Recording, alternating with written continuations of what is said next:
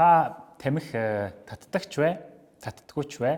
Үүнийг заавал үзээсэй гэж хүсэж байна. Учир нь энэ их сонирхолтой сэдв. Гэхдээ тамхи татдаггүй хүмүүс татдаггүй болохоор сонирхохгүй байх. Татдаг нь болохоор өөрийгөө хамгаалах механизмын автоматар ажиллаад иймэрхүү контент үзэхээс аль болох зайлсхийх хандлагатай байдаг. Гэхдээ аль нь ч бай та нэг жаахан төвчээд өөрийгөө жаахан хүчлээд дуустал сонсоосаа гэж хүсэж байна. Учир нь энэ бол танд болон таны эргэн тойронд тун хэрэгтэй харах өнцөг нэмэх болов уу гэж найдаж байна. За эхлэхээс өмнө хэрв та татдаг бол янжуур татдаг бол янжуураа, веб татдаг бол веб бүр гаргаж ирж байгаад яг дэлгэснийхээ хажууд тавьж байгаад үзээрэй. Тэгээд өөрийгөө нэг ажиглаарай. Гараа сунгаад ганц сорчий гэж хэдэн удаа бодож байна. Гараа гяс тамхилчаад ирэхийг хэрэг хүсэж байна. Таны тарих хэрхэн никотин нэхэж, таны бие рүү дохио илгээж, тэгээд таны бие үүнд ямар хариу үйлдэл үзүүлж байна гэдгийг нэг анзаарах гээд үзээрэй. За тэгээд энэ нэвтрүүлгийг дуустал нь төвчж үзсний дараа таны харах өнцөг өөрчлөгдсөн үү үгүй юу гэдгийг бас сэтгэл хэсэгт хуваалцаарай гэж хүсэж байна. За эхэлцгээе.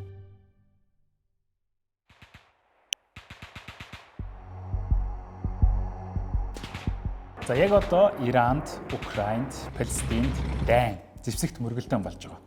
Тэнд жилд ойролцоогоор хичнээн хүн Тэнгэрийн оронд илхээгдэж байгааг та мэдэх үү? За Иранд бол одоогоор 1400 орчим хүн алагдсан байна. Өнгөрсөн жил Украинд 2500 энгийн иргэн дайны хөлд үүрэгджээ. Харин манай Монгол улсад жилд 4300 хүн тамхинаас болж нас бардаг.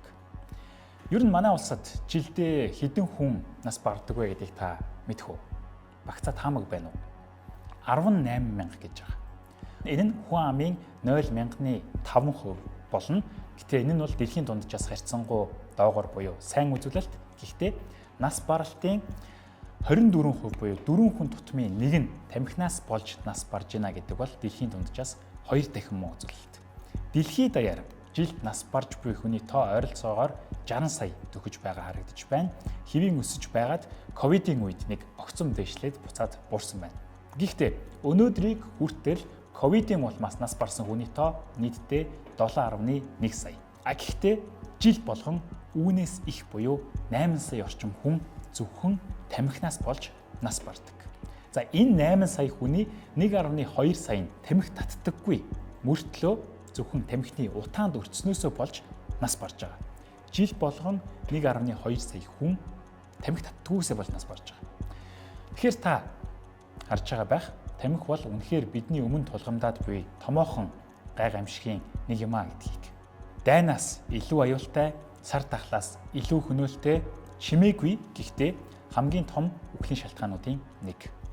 За тамхи Y хромосомыг богиносгодог, энэ нь мутац ба хорт авдрын эслийг нэмэгдүүлдэг, тамхи хүний суралцах болон юм ойлгох чадварыг бууруулдаг, никотины нөлөө генетикийн түвшинд удамшдаг, ургийн хөгжлийг удаашруулдаг гэх мэт хор хөнөөлийг нь дурдвал дуусахгүй. Гэхдээ зүгээр л нүдэ нэгээд ганцхан зүйлийг харахад тамхи зүгээр л шууд маш олон хүнийг алдаг хядлагын машин гэдэг нь статистикаас ойлгомжтой байна.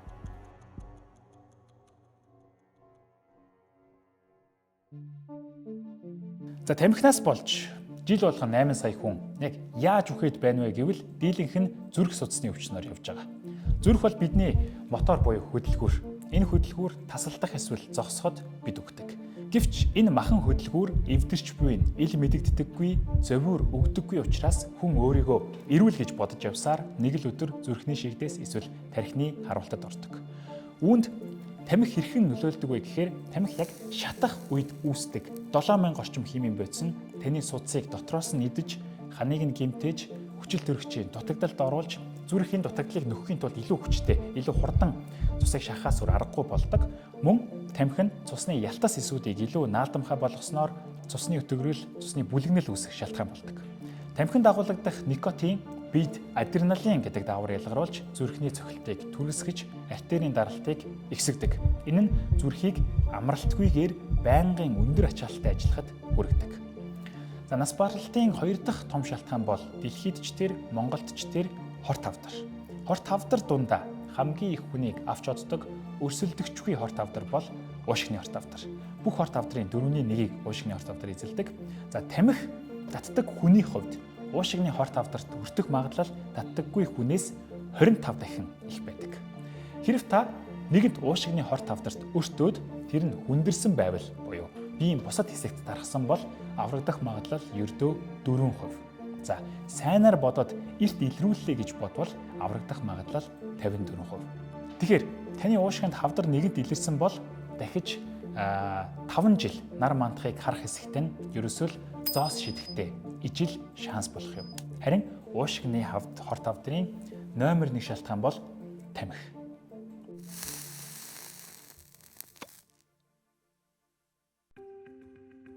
За, байдал ийм байхад дэлхий дээр тамхи татдаг хичнээн хүн байна вэ гэвэл 1.3 тэрбум хүн байгаа. 6 хүн тутмын 1 нь тамхи татдаг гэсэн үг. Яагаад гэвэл учир нь үүний цаана маш том зах зээл бий. $1.80 зах зээл байгаа. Гэхдээ өндөр хөгжилтэй боловсролын төвшин харьцангуй өндөр улсын иргэд тамхины хор хөнөөлийг мэддэг, үүний эсрэг ямар арга хэмжээ авах ёстойгоо бас мэддэг учраас эдгээр улсуудад тамхины зах зээл харьцангуй хумигдмал байдаг. Харин тэрхүү 1.3 тэрбум хэрэглэгчийн 80% нь амжиргааны төвшин дунд болон доогуурт тооцогдох улсын иргэд байгаа. Манай Монгол улс Азийн сэжинд ямар сайхан тодрон харагдаж байгааг та бүхэн харж байна. Монгол улсын тухайд янз бүрийн хэрэглээ, сүүлийн үед веб руу хэрхэн хувьсаж буй, тамхиталтын нас хэрхэн залуужиж буй, энэ зах зээлийг хэн базаж бас хэн контролдож байна, үүний эсрэг бид юу хийж чадах вэ гэдгийг бид жиж авч үзнэ. Тэрнээс өмнө та бүхэнд нэг сонирхолтой түүх ярьж өгмөр байна. Хүн төрөлхтөн ер нь яаж яваад ингэтлээ тамхи татдаг болчих вэ гэдэг түүх. Энэ бол байгалийн жамаараа болсон процесс биш. Энэ бол саяхан хиймлэр бий болсон соёл. Үүний цаана маш том тарих угаалт, маш том манипуляц, маш том маркетингийн хэлтээс ажилласан. Нэгэн цагт энэ аимшигтай хөнөөлт бүтээгдэхүүнийг мянган эмч нар өөрсдөө сурталчилдаг байсныг та мэдэх үү?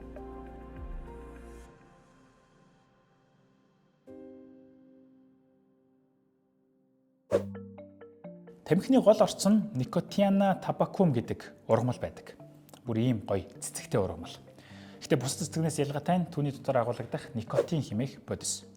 За, хүн төрөлхтөн эртээр үеэс өвчнөө намдаахын тулд эсвэл мансуурахын тулд янз бүрийн ургамал, ундаа, мөөг, нисэн бусын бодис хэрэглэдэг байсан.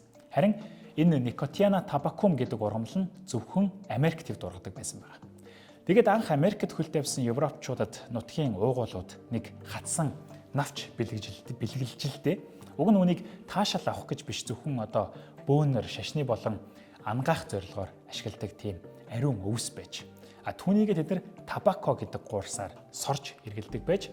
Тэгээд нөгөө бэлгийн дээдээ өгсөн чинь испанчууд энэ ургамлыг нь табако гэдгийм байна гэж ойлгоод тобако гэд нэр өгч. Анхны тамхины компаниуд тобако гэдэг нэртэй байдаг нь ийм учиртай.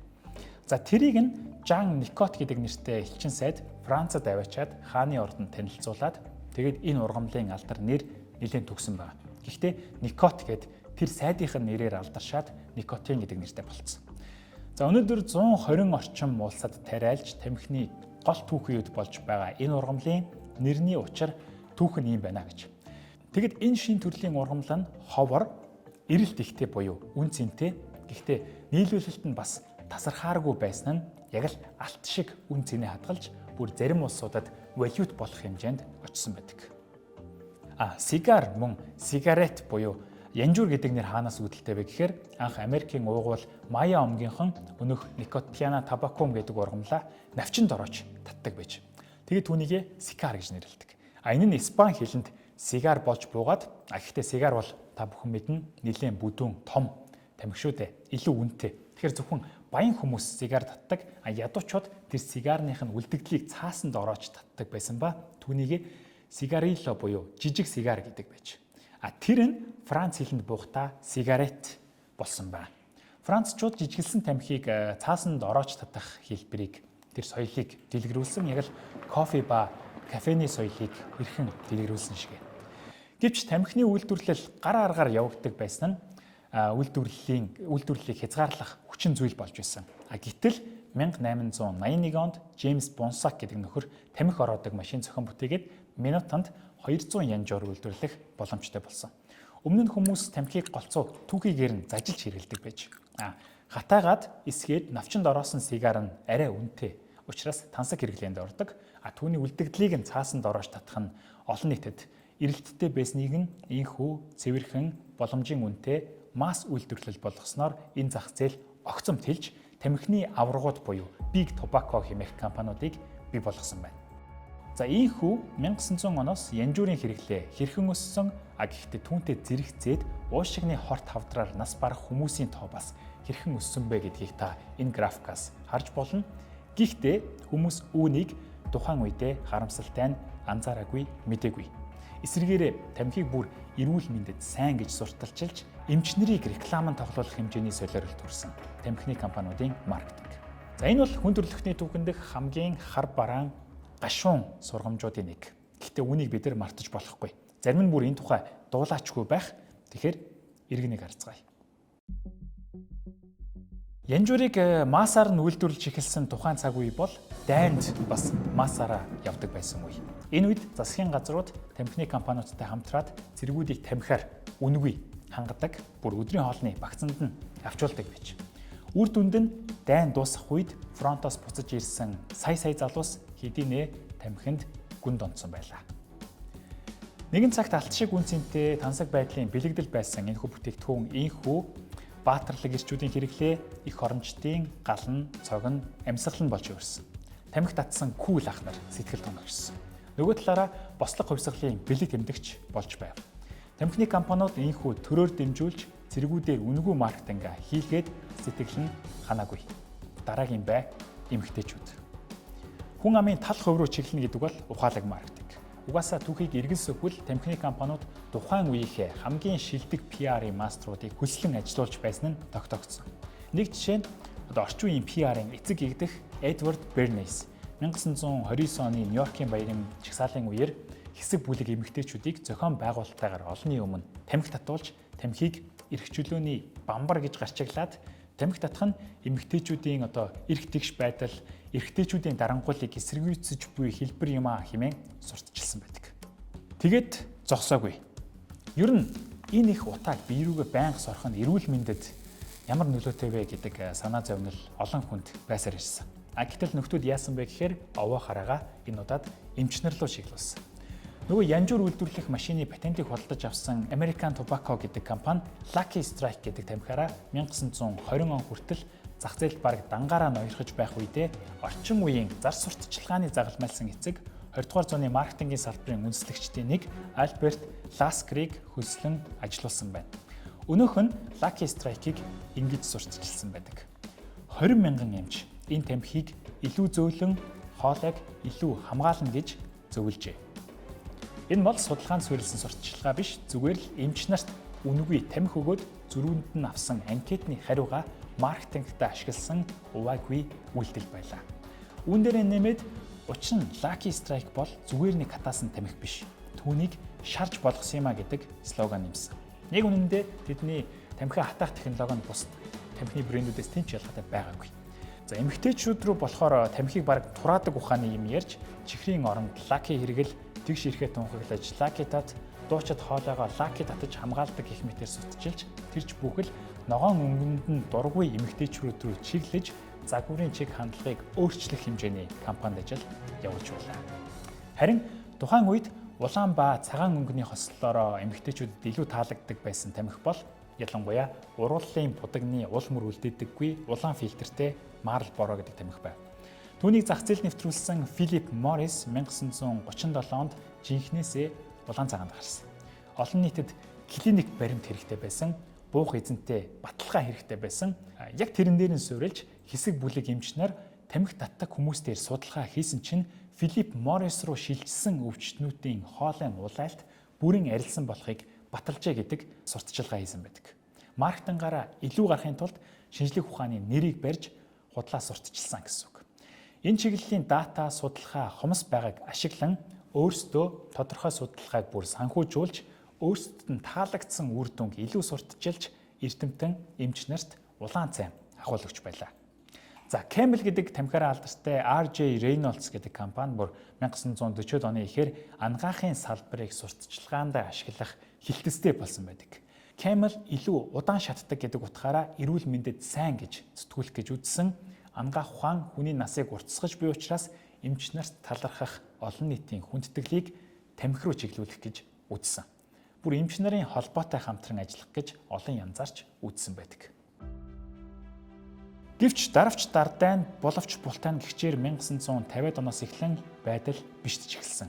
Британий эрдэмтэд Ричард Доул ба Брэдфорд Хил нар 40,000 гаруй англи эмч нарыг 50 жилийн турш ажигласны үр дүнд тамхи татдаг эмч нар татдаггүй эмч нараас хамаагүй эрт ихэвчлэн уушигны хавдраар нас барж байгааг нь тогтоосон. Энэхүү судалгаа нь тамхины эсрэг орчин үеийн ангаах ухааны суурь болсон ба тамхины лоббигийн эсрэг маш хүчтэй цохил болсон. Яг үүнтэй зэрэгцэн мөн 1950 онд Америкт доктор Эрнест Виндер ба Эверт Грэхэм нар тамхины давир хайн хавдар үүсгдэг болохыг тушаалтаар нотолсон байдаг. Эдгээр эрдэмтэд бол ер нь бол бараг Нобелийн шагнал хүртэх хэмжээний гавьяа байгуулсан нь маргашгүй. Даанч тэдний салбар нь өөр байсан учраас хүртээгүй. Гэхдээ тэдний амарсан 100 сая хүний ам бол тэдний шагнал. Ийхүү хөдөлшгүй клиник баримттай болсон шинжлэх ухааны салбар консенсус буюу ганхашгүй зөвшөлтсөлд хүрч эхэлсэн. Тамхи бол алуусч юм байна гэдэг зөвшөлтсөл.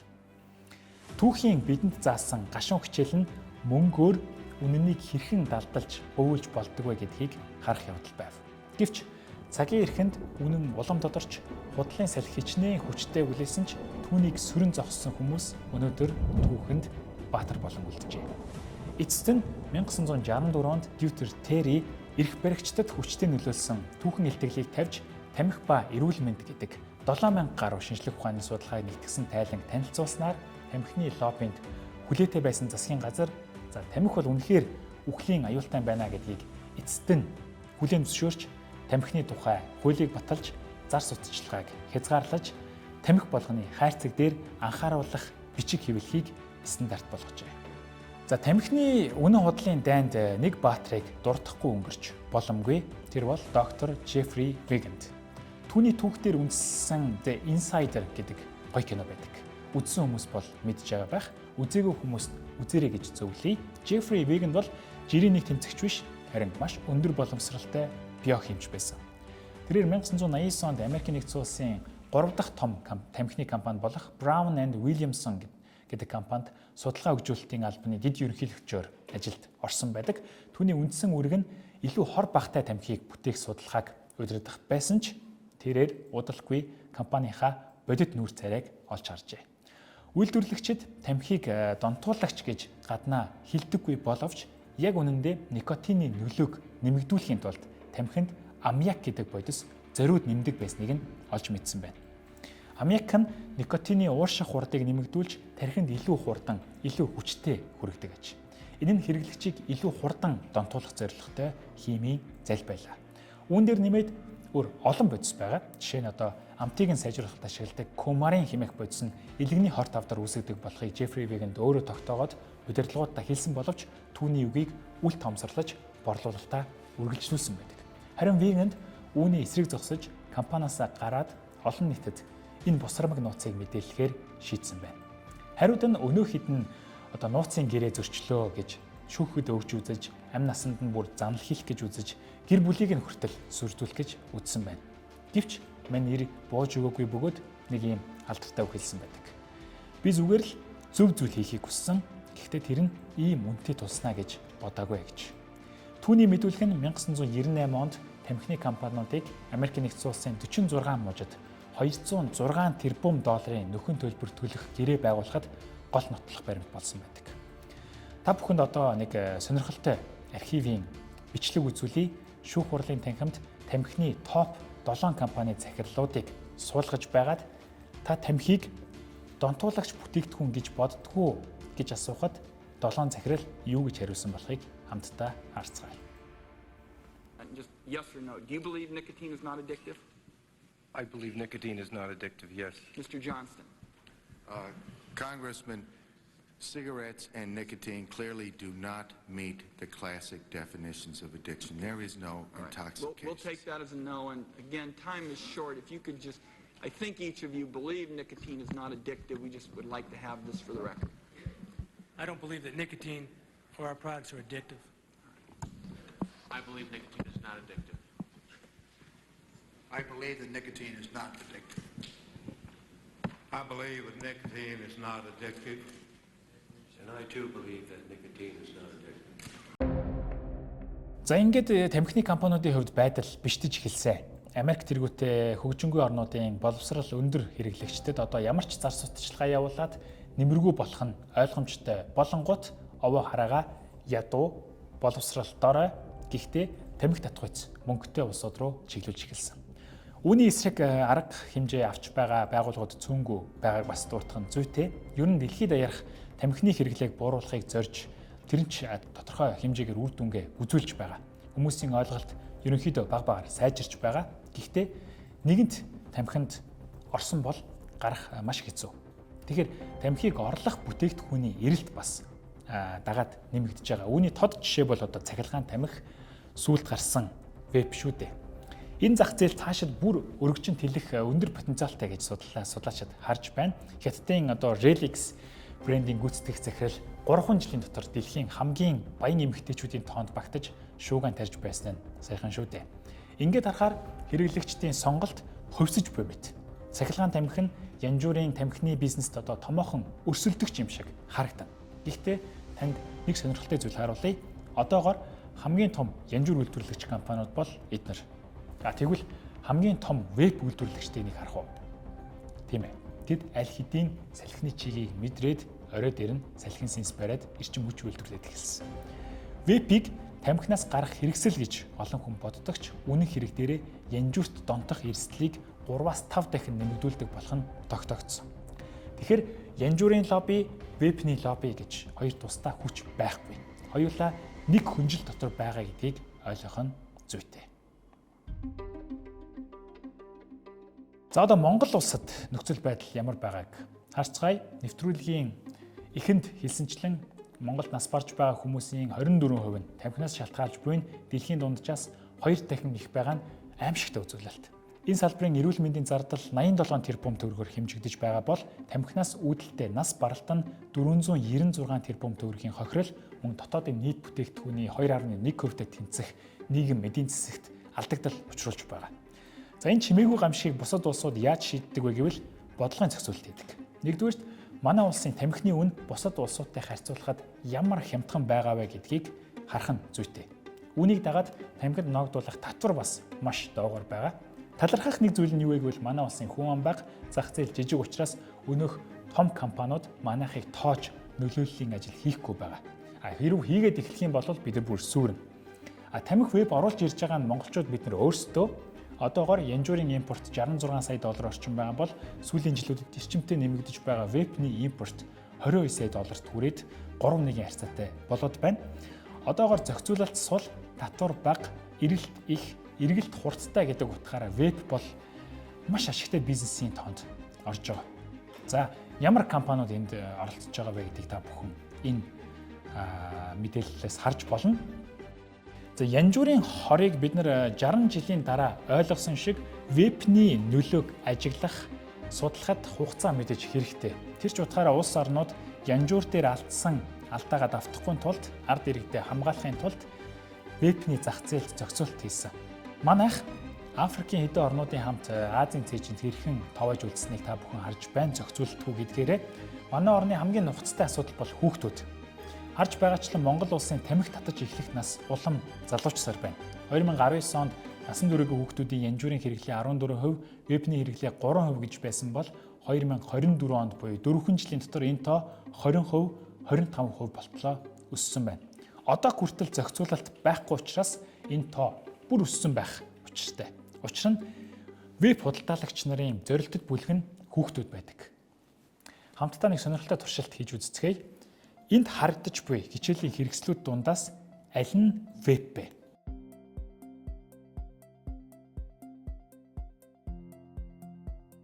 Дахиад нэг анхааралтай хараарай. Яг үнэндээ энд 5 ширхэг веб байгаа. Тийм ээ. Вебнүүд янз бүрийн өнгө үнэр амттайгаас гадна янз бүрийн хэлбэр дүрс шошготой болж өдөр ирэх тусам таны хүүхдийн халаасанд хэрхэн орох вэ гэдэг нөхцөлөө илэрхийлж байгаа. Яагаад вэ гэхээр хүмүүс бага насндаа тамхинд орох магадлал илүү өндөр байдаг учраас үрдийн үнэнч хэрэглэгчээ тэгж бэлдэж байгаа хэрэг. Энэ бол зөвхөн вебчтийн стратеги биш, өнгөрсөн 100-д ч бас янжуурын магнатууд өнөөдрийн өсвөр үеийнхэн бол маргаашийн бидний байнгын үйлчлүүлэгчээ гэсэн слогантай бүр ажиллаж байсан нь баримттай. Учир нь хүний тархины хөгжил, ялангуяа шийдвэр гаргах, эрсдэл тооцоолох үүрэгтэй урд хэсэг нь 25 нас хүртэл үргэлжилдэг. Тийм ч учраас 26 нас хүртлээр тамхи ерөөсөө татаагүй хүн тамхинд орох магадлал ердөө 1% байдаг. За ядаж 18 нас хүртэл нь тамхинаас хэрвээ хол байлгаж чадах юм бол 10% дээр барих боломжтой. Үүнээс доош бол тамхинд орох магадлал экспоненциал өсдөг. Үүнийг мэдээж манай аваргууд мэдхийн дээдээр мэдэж байгаа. Тэр судалгаа суурьтай юм хийж байгаа. Тэгэхээр хүүхдүүд тамхинд орох нь найз нөхдөд дуурайх, том болж харагдах гэсэн хүсэл мөн орчны нөлөөллөөс илүүтэйгээр физиологийн суурь шалтгаануудтай гэсэн үг. Өсвөр насны хүүхдийн тархины шагнал урамшууллын хэсэг нь маш мэдрэг байдаг бөгөөд шин зүйл сурах, дадал бүсгтээ маш хурдан байдаг. Яг ийм эмзэг үед нь никотин тархинд орохдоо нейрон хоорондын холбоосыг насанд хүрсэн хүнийхээс хамаагүй хүчтэй бөгөөд хурдан өөрчилж насан туршийн хамаарлыг үүсгэх эрсдэлтэй байдаг. Өсвөр насны хүүхэд хэдхэн шишиг тамхи татхад л тархины бүтцэд маш хурдтай өөрчлөлт орж эхэлдэг. Бүр 200 мянган хүн дээр хийсэн судалгаагаар ядаж нэг удаа тамхи сорж үзсэн хүмүүсийн 69% нь буюу бараг 3/2 нь цаашлаад өдөр тутам тамхи татдаг донтогч болж хөрсөн байна гэдэг ийм судалгаа байна. Энэ нь тамхинд дагуулгадах никотин бол хүн төрөлхтний сайн мэдих кокаин, героин зэрэг хатуу мансууруулах бодисуудтай энэ тэнцвүүц эсвэл бүр илүү өндөр магадлалаар донтуулдаг бодис болохыг харуулж байгаа юм.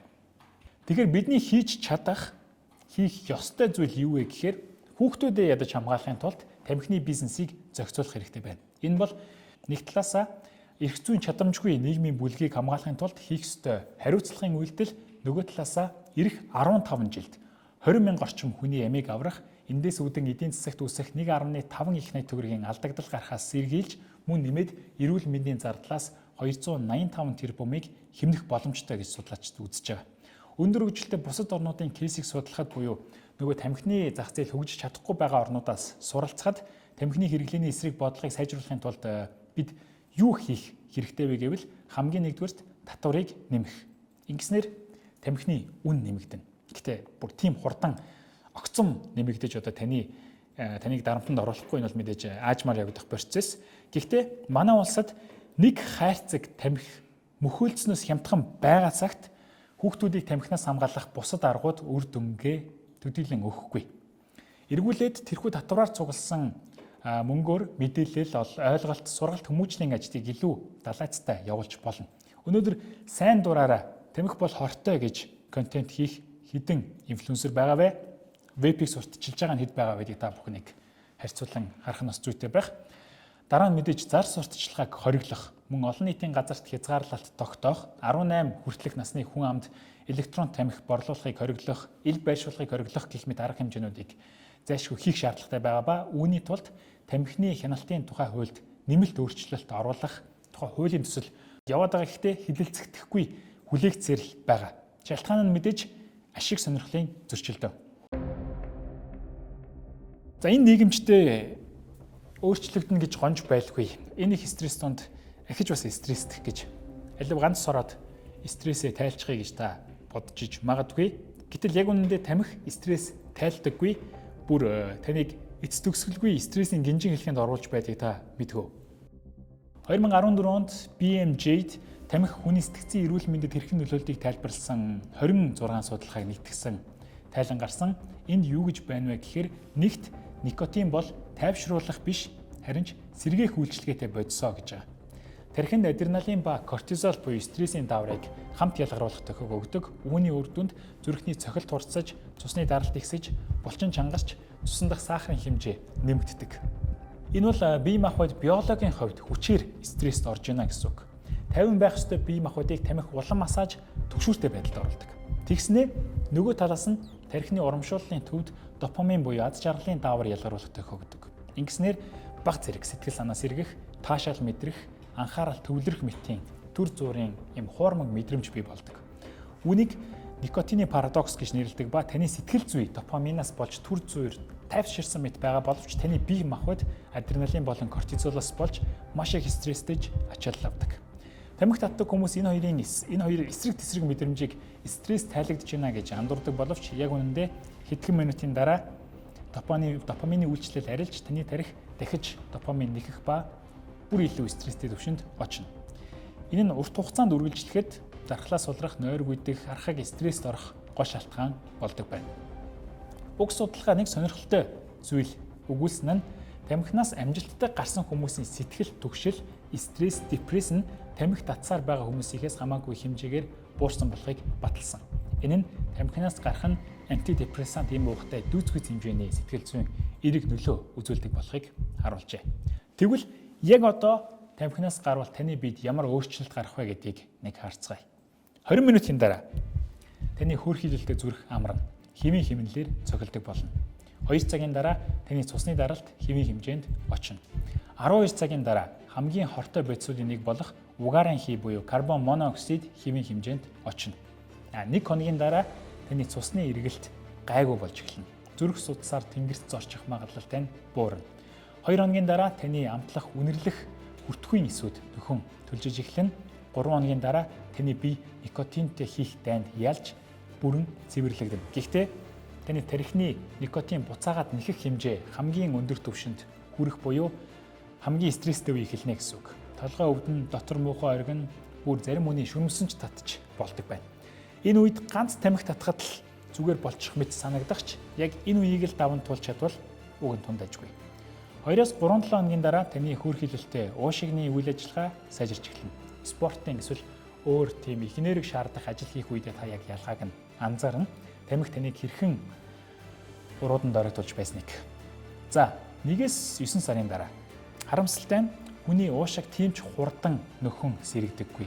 Машинаар бол агаар шүүгч гэж болох үс уушигны гуурсан хоолойнууд дотор байрлах сила гэж нэрлэгддэг маш жижигхэн хөдөлгөөнтэй юм үсэнцрүүд нь уушигт орсон тоос чороо нэм бактерийг гадагшлуулж цэвэрлэх үүрэгтэй жижигхэн юм шүүрнүүд гэсэн үг. Тамхины утаандах хорт бодисууд эдгээр шүүрнүүдийг саажуулж улмаар устгадаг. Үүнээс улбалан уушиг өөрийгөө цэвэрлж чадхаа болж бохирдол, цэр дотор нь хоригдлогдож байдаг. Тамхичид өөрийн ирэхгүй ханиалгадаг шалтгаан нь энэ юм. Эдгээр шүүрэн дахин ургах, нөхөн төлчих гэж хэдэн сар болдог.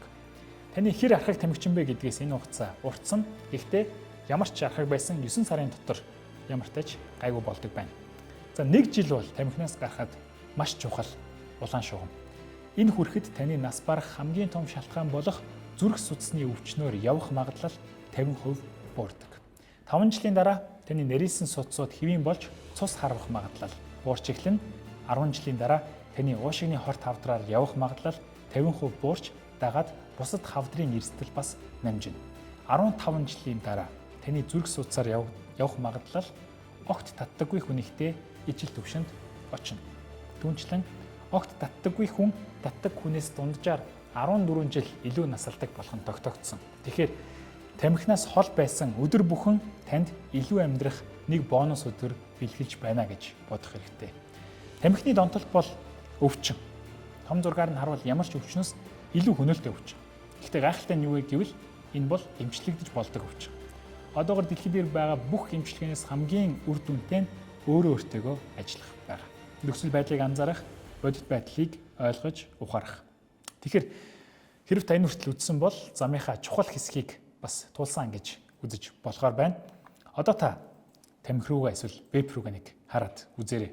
Татмаар санагдаж гин үү? Гармаар санагдаж гин үү гэж. Хэрвээ гараад тамхиг орхиод 1 жил болж чадвал энэ бичлэгний доор сэтгэгдэл үлдээгээрэй.